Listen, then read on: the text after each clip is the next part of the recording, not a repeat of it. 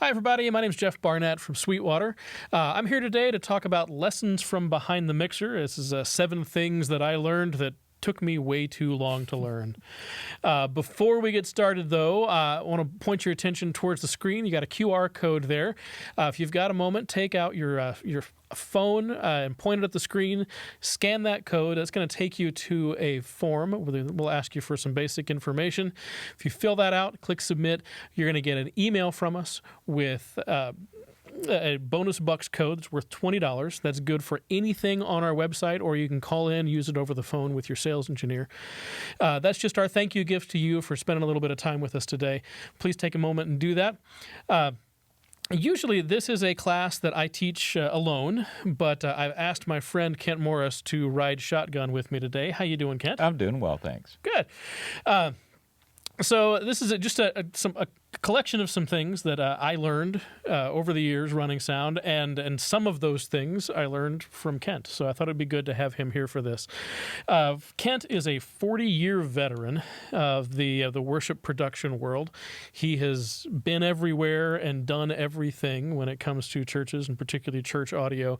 It's been 20 years at First Baptist Atlanta with Dr. Charles Stanley and In Touch Ministries.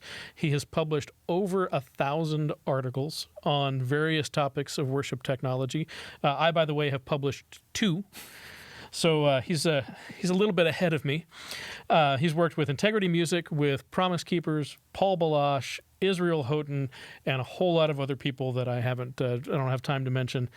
Everybody say hi to Kent Morris. Hello. And as for me, my background, I've been involved in worship audio for 30 years, which is nowhere near as long as my friend Kent here. 20 of those years I've spent here at Sweetwater, where I am the director of worship, or the director of House of Worship sales. We have a team here of just over 100 sales engineers that I help train and oversee, that have chosen to dedicate their business towards the world of worship technology. I've been a live sound engineer, a recording engineer. I am a singer, although not a stellar vocalist in my book. Well, maybe. And I work with a lot of worship artists. I've been blessed to work with folks like Chris Tomlin, David Crowder, Jesus Culture, Mercy Me, Lincoln Brewster, and a few others. So that's me in a nutshell. All right, so lesson number 1. When I first started running sound in a church and working with bands, I was 13 years old, something like that, the first time I sat behind a mixer. And it kind of, after a few lessons, it kind of clicked. I knew what the knobs meant, and I knew how to move the faders, and I knew how all of these lights and buttons and switches on the console, how they worked and what they did, and I felt really, really smart. And I knew something that all the other people around me didn't know. I had a skill. And over time, I practiced, and I got better with that skill. And it started to kind of define who I am. It was my purpose. It was why I went to church on Sunday mornings. And it was kind of how I saw worship, and it's kind of how I saw the church community, and it's how I saw the world from behind my mixer. And what I learned later in life was that, yeah, that's great. It's good to have a skill, and it's good to be good at whatever your skill is. But it's a skill. It's not why I was created. Worshiping is a calling. Glorifying God is a calling and a mission, and it's higher than any skill. It's great to have a skill, but it's not the reason I was made. From Mark 8:36, sort of. For what shall it profit a man if he mixes the whole band and loses his soul? Paraphrasing a little bit. Somebody said this to me years ago, and it stuck with me. If you forget why you're here, nothing else matters. Why you're here is not to push the faders, or not to mute the channels that need to be muted, not even to make the vocalist sound really, really great today. Why you're here is to glorify God. That's why we're all here. If you forget that, then it really doesn't matter what you do with the kick drum, or which faders you push, or what you mute or don't mute. The reason we're all here is to glorify God. Kent, you have anything to add there? Oh, no, you just said it so well, just that we're essentially a human being, not a human doing. And when we align ourselves with our doing, then we lose perspective. Correct. Number 2, this was another, this is the hardest lesson, I think, for me. Great mixes start with great relationships. I always thought they started with great gear and great technology and great skills, Sure. but great mixes are the fruit of great relationships. Let me ask you this. Think about the people on your team. If you're in a technical role, think about the musicians that you work with, the pastors that you work with, the people that are on the other end of the microphone, so to speak. How well do you know those people? And it's good to know your tech team too, but specifically here, I'm talking about the creative and the musical end of the spectrum. How well do you know those people? Do you know their coffee order? You know their spouses' names, their kids' names? Do you know what they're motivated by, their hobbies, their jobs, their dreams? Do you know their names? Do you know why they get up and come to church on Sunday mornings? The better you know them, the better your mix is going to be. This is from Hebrews 10, verses 24 and 25. Let us consider how we may spur one another along towards love and good deeds, encouraging one another, and all the more as you see the day approaching. From John 13:34, a new command I give you, love one another. As I have loved you, so you must love one another. And boy, I'll tell you, this is hard. It is hard. The older I get, the more I realize how hard it is. First of all, I am an introvert. I am As most techs are. Most techs are, right? The technical arts, for better or for worse, it attracts people who are happy to be in the shadows and be alone. And wear black. And wear all black. I got my official sound guy T-shirt on today. Yes. When we do our job, we're invisible. We're in the back of the room. Everybody faces the other direction. Nobody pays much attention to the tech crew, which is exactly how I like it. I don't want them to pay attention to me.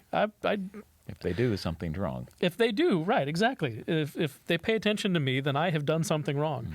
And to be frankly honest, the most terrifying place in the world for me to be is right here in front of that camera, talking to all of you wonderful people out there. I should be back there somewhere behind the camera on the tech crew, not in front of it.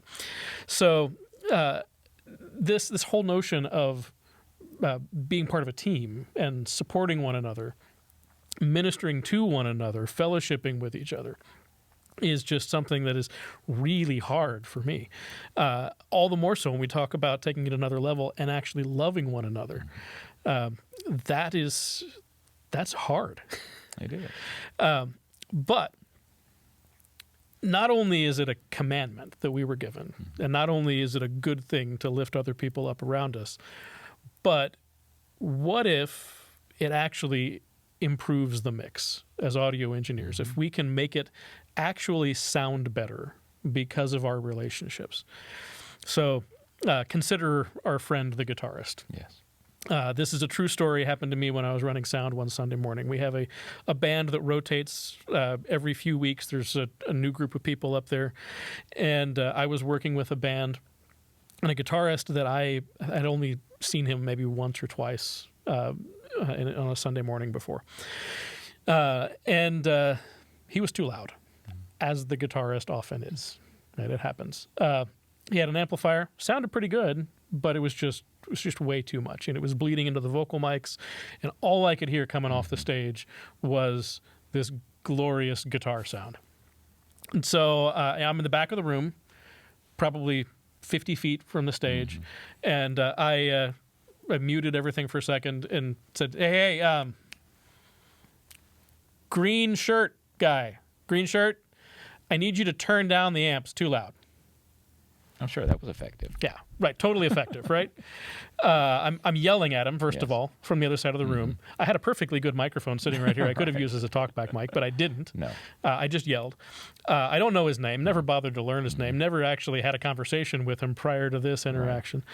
And I may have even gotten the color of his shirt wrong because I'm colorblind. It may have been a red shirt for all I know. But how do you think he would respond? Not well. He's not turning his amp down. No, that's a given. There's a variety of ways he could respond, but turning down the amp is not one of them. So he did not turn it down. I might as well have just said, you're a hack. You're a terrible musician. I hate your guitar playing and your tone. Pack it up and go home. And it would have worked just as well as what I actually said. Sure. I've insulted him. I've insulted his playing.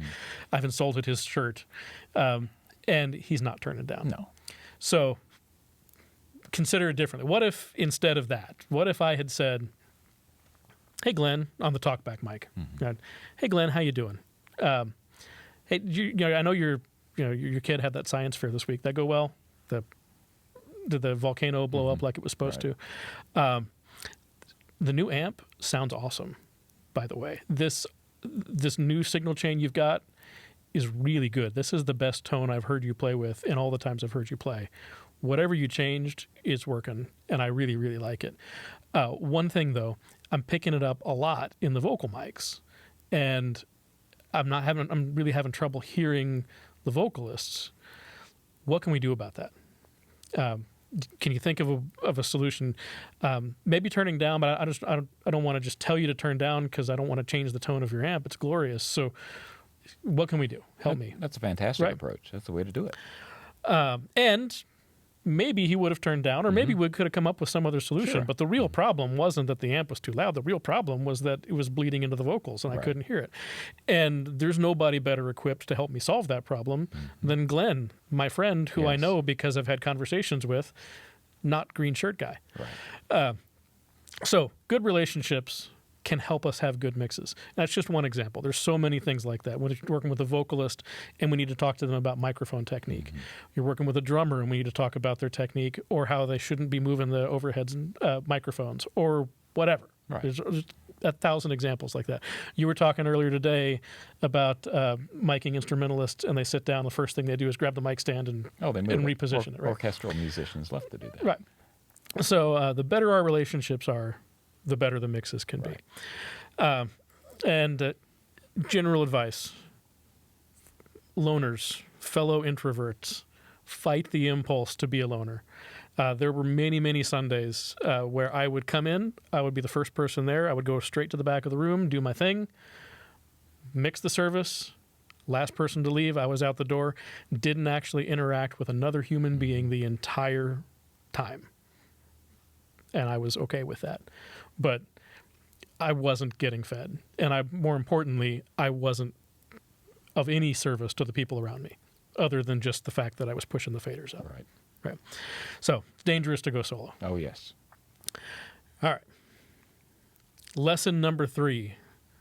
This is one I learned from you. So worship sound is actually kind of hard. It is. And we often think, we go to a large concert and we see the massive consoles and all this technology, and we think, well, that's really hard. Well, actually, it's not, in the sense that we have the right tools and we have a number of resources to get things done. We have a number of people helping us, and we're doing one thing. We're doing that concert, and it's the same one we did last night and the same one we'll do tomorrow night. It's a tour.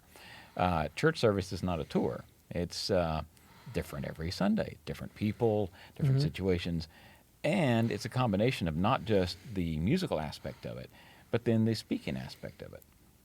So we're really doing both a concert and a corporate type speaking event. Public speaking. Right, in the same room, with the same system, with the same technology, at the same time, and usually with very little or no help.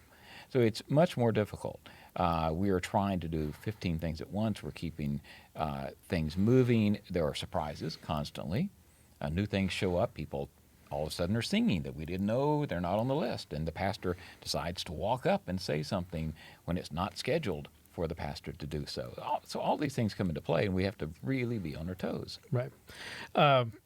One of my first jobs, first paying jobs anyway, in audio, was working for a theater company. Yeah. And I learned very quickly that theater is a totally different challenge than than church sound, which is what I've been doing up to that point. The challenge with theater work is pace. There's a cue that happens every few seconds. Something new happens, and there's a lot of speech. I was working in musical theater, so there was a lot of music as well, but it was the same. You knew what to expect. Every show was just like every other show. It's Groundhog Day. And I'm working with a bunch of seasoned performers who, like, if something does go wrong, they're going to pick it up and move on, and the audience will never know. And that was challenging, but not like church. No. Church, we have that, and a full band, and amateur musicians and volunteers that change all the time. Every service is different. And these vastly different requirements of what the room should sound like, what the systems should sound like. Modern worship is high SPL, and it needs a relatively short reverb time. Traditional worship, which often happens in the very same room through the very same sound system, is lower SPL and requires a longer reverb time. And speech, which is in the same room through the same sound system, requires virtually no reverb at all. So all of that makes it very, very hard to design a system, to operate a system that functions on all those levels. So inexperienced musicians, volunteer staff, a lot of the times our leadership is unfamiliar with technology. There's not a judgment on them. They go to seminary to learn the Bible and learn how to preach, and then they get put in charge of a sound system. It's not their fault. And this is your line. I stole it directly from one of your talks a long time ago. Expectations of a stadium with the budget of a VFW hall. That's it. No explanation needed. You know what that means. Okay.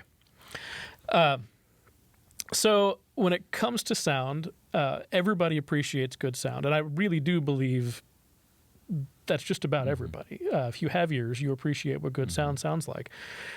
Even if it's not something you're conscious about or you pay attention to, because you know when it's wrong. Yes. When something goes wrong, just about everybody notices. And they all do the same thing. they all do the same thing. Turn around and look at me. I have a T-shirt that says, "Turn back around, I heard it too." I'm, for what it's worth, I'm the worst offender when it comes to this. When I go to a concert with my wife, who is nowhere near as critical about audio as I am, I'll hear something, and my head is the first one to spin around. And You're going, it's 6:30. It's 6:30. Turn down 6:30. Right. Like, I heard that. Did you hear that? Do I need to come back there? Honey, should I go back there? And she's like, no, sit down. Don't go back there. Everybody notices it when something goes wrong. That's a really, really tough place to be in, when you are not noticed when you do things well, and you are noticed when you don't. That's tough. It's not a good recipe. It's not a good recipe for success. You don't go home feeling loved and cherished and supported. So if you're in one of those technical roles, first, understand that this is just the way it is. It's not a judgment about who you are or what kind of job you did. You are loved. You are appreciated. Everybody in the room that didn't say anything, they all appreciate the good sound. The one person that didn't, they love and appreciate you too. They just don't have the words to say it. And for those of us who work in the technical arts, we get it. I understand, and we understand and support you too. All right, lesson number 4. What we do, more than anything else, our job is to eliminate distractions. I love how our friend Andrew did such a great job with this. My friend Andrew put these slides together. Yeah, it's perfect. Our job is to eliminate distractions. So at the end of the day, all of these things that we do, whether it's pushing the faders up or getting the kick drum to sound amazing or getting the vocalist, the EQ just right, whatever, all of that is about eliminating distractions, right? Exactly. Right. If they don't know you're there, you've done your job. That's right. So some of my distractions that I'm always focusing on, if something is on when it should be off, something is off when it should be on. Yes. Either way. I think on when it should be off is probably worse, because we don't want to hear what happens when somebody walks off of the platform. That's correct. That's one I learned in theater really early on, that as soon as the actor walks off the stage, you got to be Johnny on the spot with the mute button, because you never know what's coming out of his mouth next. Right. Aside from that, the audible things, buzz and hum, distortion, feedback, buzz and hum in particular, A lot of us deal with that in our systems. We've got a noisy system that, for whatever reason, just makes noise, and you come to accept that as just part of the standard operation of the system. I'm telling you, that's not standard operation. No. Whatever that noise is, whatever the culprit is, if you've got a grounding issue or a piece of equipment that's failing or the shield on some cable that needs to be repaired, find it and fix it. Just because it's always been there doesn't mean it's okay. Right. It's got to go away. And if our job is eliminating distractions, it's got to be eliminating the periodic things that come up out of the blue, like feedback, but also the long-term things, like the system that's been buzzing for years and nobody knows why. Right. One of the things I teach all the time with new sound engineers is our job is not just to show up and mix the service. Our job is to be the chief custodian of the system, of the technology, and take the attitude that if I don't do it, nobody else is going to do it. Nobody else, I can't expect them to care more about the maintenance of this sound system than I do. Right. And so if I'm going to just live with the fact that the system buzzes every time I turn it on, everybody else is going to be okay with it too. I have to take leadership and say, there's something wrong. Every time I turn the system on, it buzzes. We got to figure out what's going on. Yes. Get to the bottom of this. And then something being off when it should be on. I think that's almost as bad as on when it should be off. I hate when somebody walks up to the microphone and they go, Right. and then they start tapping, Yes. and then everybody in the room Yeah, turns around and looks right. at you. It's really hard because your interface is with the console in front of you, but your eyes need to be on the deck. And often, one of the easiest things to do to solve that is to have what we term an A2, an audio 2 position. Someone to keep their eyes on that stage, watch the pastor as they're coming up this deck, watch as people move, and alert you.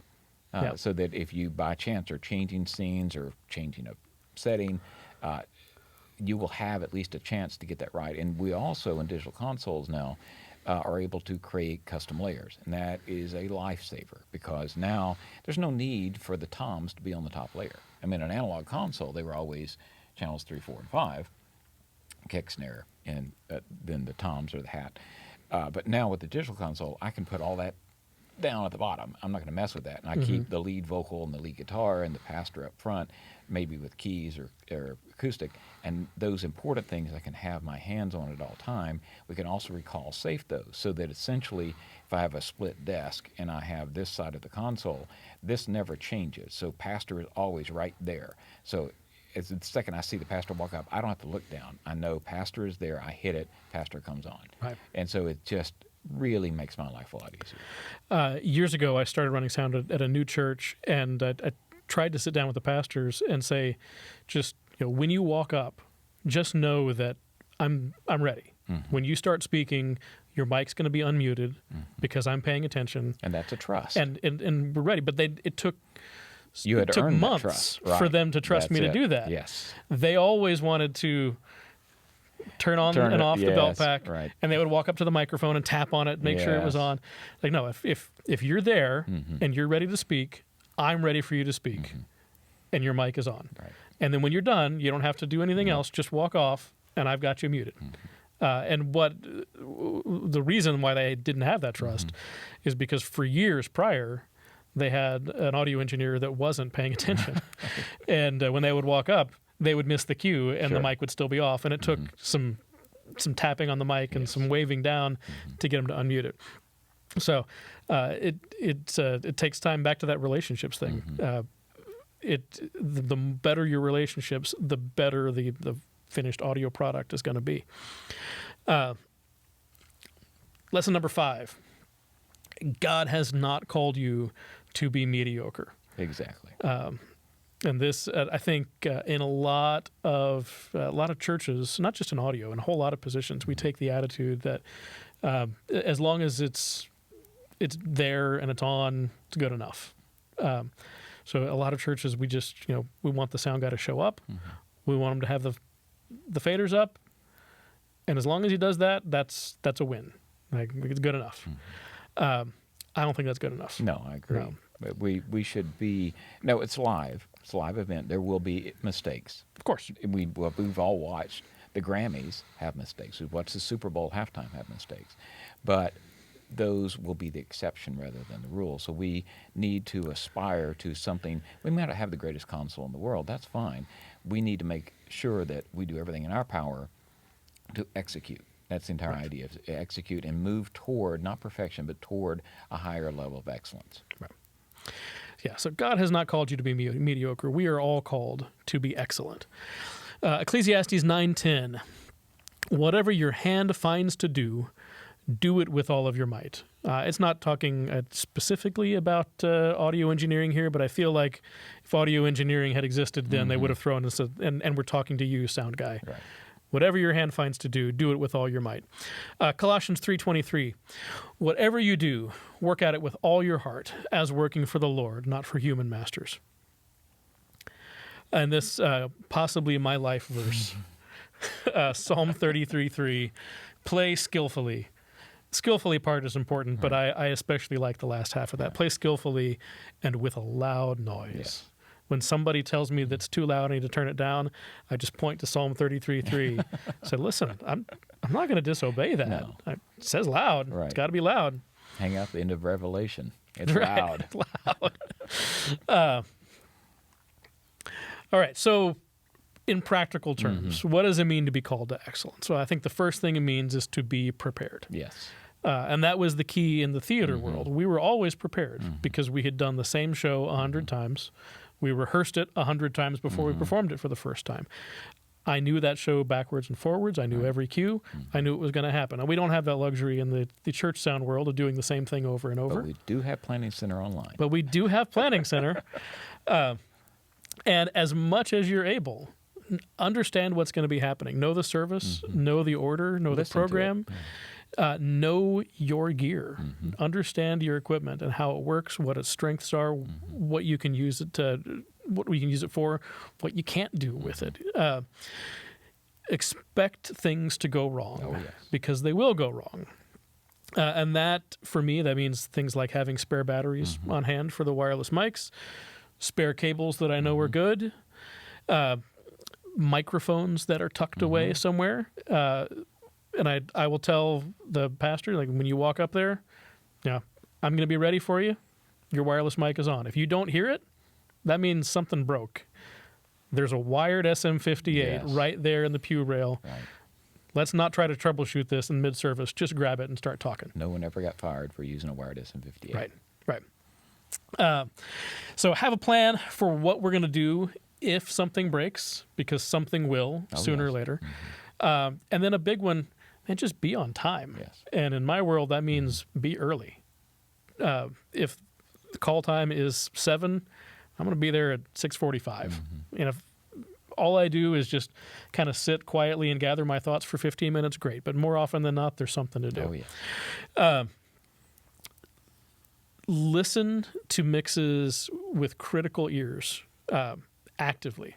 Listen to a piece of music that you think sounds great, and then go back and listen again and see why.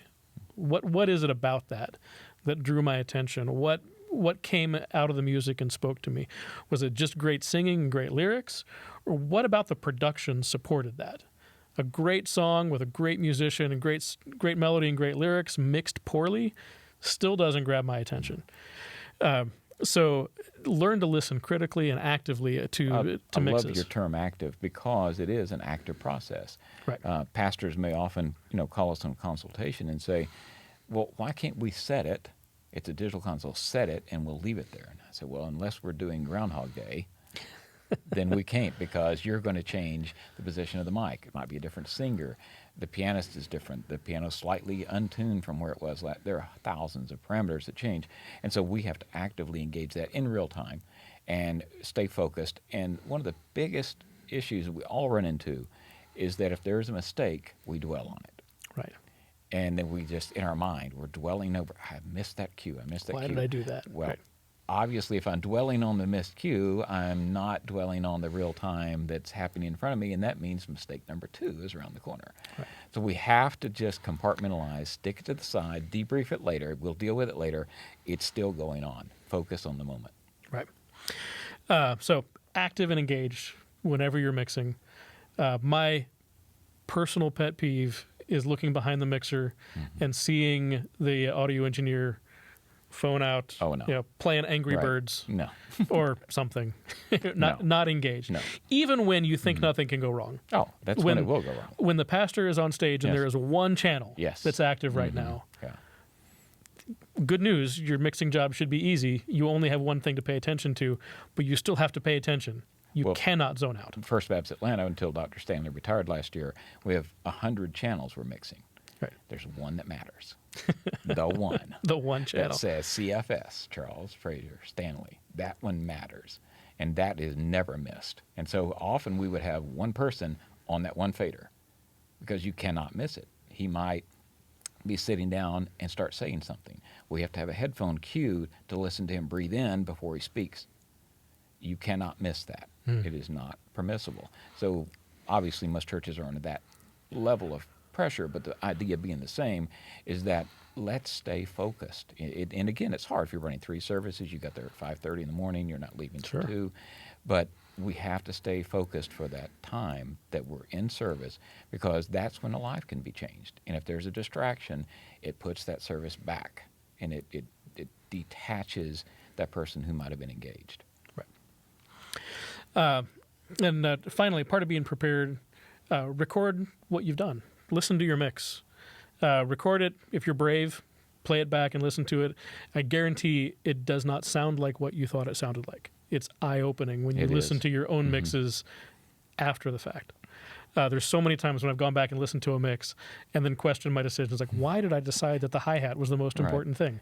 Why is it so loud? I Yes. could have turned that way down. Yes. And that's easy to do now with virtual sound check, and most Right. most consoles have an ability to do that.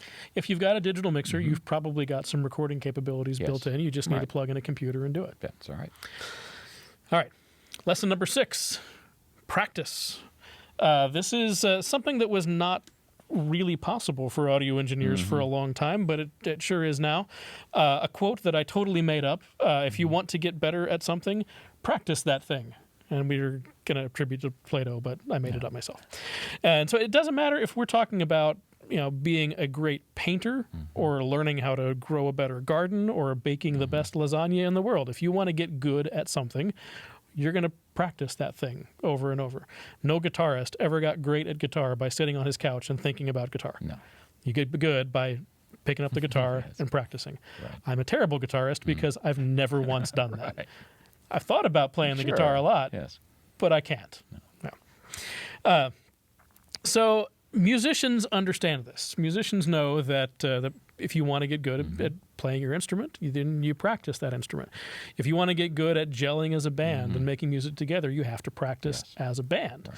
It is also essential for us, for audio engineers. If we're going to get good at our craft, we have to practice it. In the past, this meant that you had to have a band, get them all together, get them on stage, Right. and have them play. And that's still an option. Whenever the band gets together to practice, I'm going to ask if I can be part of that. Sure. I want to practice too. When my band practices, our audio engineer practices with us. It's her chance to get her head around the songs, understand what we're doing, who has the solos when, Yes. and understand the way the song should sound. And so when I'm running sound, this is my chance to understand where the solos are, to understand which parts of the song should have more energy, which should have less, how I'm going to pull back in the verse so I can push it in the chorus, and all of these things. It's also my chance to do things I would never do on Sunday yes. morning. Yes. If I get a new effects, Sunday morning is not the time Not to to try triple tap delay. preset number 73 Darth Vader No. voice. But, rehearsal, it's a great time. Sure. We'll pull out that stuff. If you're unfamiliar with the tools that are built into your console, with the EQ and compression and gating and all of the huge selection of tools that we have available, get those things out and play Yes. with them. There's no better way to learn them than to go into a rehearsal, make terrible sounds, and learn how to not do that again. So nobody is born great, especially not at this. No. Great engineers got that way by practicing. Yes. They didn't just wake up one day and know how to mix. So make a multi-track recording of the service. not just to listen to what you did, but also so you have a chance to practice mixing it again. You can go in there on a Tuesday when nobody's in the room, play back Sunday morning service, and get a second shot at it. Try things differently than you did the first time. Beyond just your own church, though, the world needs audio engineers. Yes. There's always a community theater group or a middle school production of The Little Mermaid or somebody's band that's playing in a coffee shop that needs an audio engineer. And if you're trying to learn, if you're trying to get hours under your belt, volunteer. Go to those places. And I promise you will find new challenges that you haven't encountered yet. Probably the most challenging thing I have ever done in audio is a high school production of Seussical the Musical. Oh, yes. Boy. But it made me a much better audio engineer. And I got much better at mixing groups of singers that way. I got much better at paying attention to cues and to all of the things that can go wrong. And boy, there's a lot of things that can go wrong when you get 30 high schoolers on stage. It wasn't the world's highest quality production in the end, but I learned a lot. Oh, yes. And then finally, you can go on the internet, download some free digital audio workstation software. Avid has a free version of Pro Tools called Pro Tools First. PreSonus has one called Studio One Prime. Yes. If you own a Mac, it probably came with GarageBand. Right. And for all these things, you can download multi-track sessions off the internet. Just Google free multi-track sessions, and they're there. And you can practice things like just basic mixing technique, EQ, effects, compression. And while I know you're probably not going to mix your Sunday morning service inside Pro Tools First, the skills you learn there definitely apply. Oh, yes. What you learn about EQ and compression is definitely applicable. You got anything to add about that? No, just that, like you say, being able to hear things in isolation, just the bass guitar, and then how the bass guitar rides with just the kick, outside of the rest of the band. And then how we create a pocket, where the kick drum is here and the bass fits inside of that pocket. So it's a tongue and groove environment. And just doing those on your own time, also being able to just walk the room. Because on Sunday morning, we cannot physically walk the room during service. But during rehearsal Thursday night, once we get the band going, often we can walk there and we go, okay, that's why I get complaints from this section. There really is a lot of 3K blowing into my face here. Just being aware of how the room behaves in different situations, where the subs have power alleys, where they don't. All of those things come into play so that you can then alter the mix somewhat to compensate for those issues, or get somebody in and work on the DSP or whatever the task may be. All right, number 7, knowledge. It's free. Didn't used to be free. Didn't used to be free. It's free Used now. to be kind of hard to come by, but thanks to the internet, thanks to a whole bunch of digital technology, it's a lot easier to learn this stuff than it used to be. When I came up, literally the only way to learn was to physically go out and it was what GOS, Grumpy Old Sound Man. And Grumpy Old Sound Man would then bestow upon you knowledge if you hauled cables for him. Right. And that's how you learned in an apprentice environment. And there were only basically Belmont and Middle Tennessee State that had degrees in this. And now it is very easy to obtain the correct information. Right. Yeah, I learned the same kind of way. The audio engineer at my church was kind enough to volunteer to spend some afternoons with me. Right. And again, in exchange for wrapping cables and carrying the stands and doing all the stuff. But I learned a lot. But the only way I would have learned it is just by sitting next to him and having him explain everything one knob at a time on the console. But today there are so many free or almost free sources of information on audio engineering in general and on worship audio in particular. We no longer have any excuses. If you don't know how to do this, it's because you haven't taken the time to learn. So, of course, I have to plug Sweetwater's website, sweetwater.com/sweetcare. There's a ton of articles and lots of good information there. Here's what I think some of the essential things are. I think every audio engineer ought to have a really fundamental understanding of things like microphone technique, acoustics, the way the room behaves, how that affects what we hear, signal flow, how sound gets from the microphone to the speaker and everything in between. Basic gain structure. If you've got wireless mics, you've got wireless mic problems. So understanding what the common things are that can keep a mic from working. Mixing, like Mixcraft 101, just the basics of how to put together a mix, troubleshooting when something goes wrong, how do we figure out what went wrong, and systematically and logically get to a solution. And then EQ, how to EQ, when to EQ, or more importantly, when not to EQ. Basic maintenance, things like how to solder an XLR connector on when it goes bad. And then feedback, since that's one of the big distractions. What causes it? How do we prevent it? If it happens in the middle of service, how do we stop it before it multiplies? There's so many books and blogs, websites, events like this one that you can go to and learn lots of stuff. And then the old way is still valid. If you find somebody that you think does a good job, just ask them if you can sit with them. Sure. Yeah, and you'll learn a lot. Some of the best lessons I've gotten in audio didn't come from a website. They came from sitting next to somebody that really knew their stuff. So I'm not going to read all these to you, but here's a few more. Sweetwater.com, Church Collective, Behind the Mixer, all great websites. And then books, classes. We host workshops here at Sweetwater all the time that are relatively low cost and really good. And there's videos, subscription services you can pay for online that are relatively low cost too. Then attending conferences, things like Philo, for first in, last out, for those of you who aren't in with the lingo, and formal education. There are still degree programs that, well, if you really want to dive deep and spend a bunch of time and energy learning this stuff and becoming an expert, you can do that through formal education. That's it. You got anything else to add? I think that's it.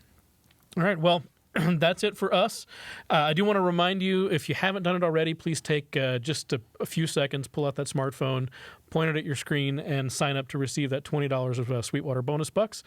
You're good for anything we sell on Sweetwater.com, or if you call us over the phone with your sales engineer, you can spend them there too. Thanks so much for joining us, and have a great day. Bye. Thank you.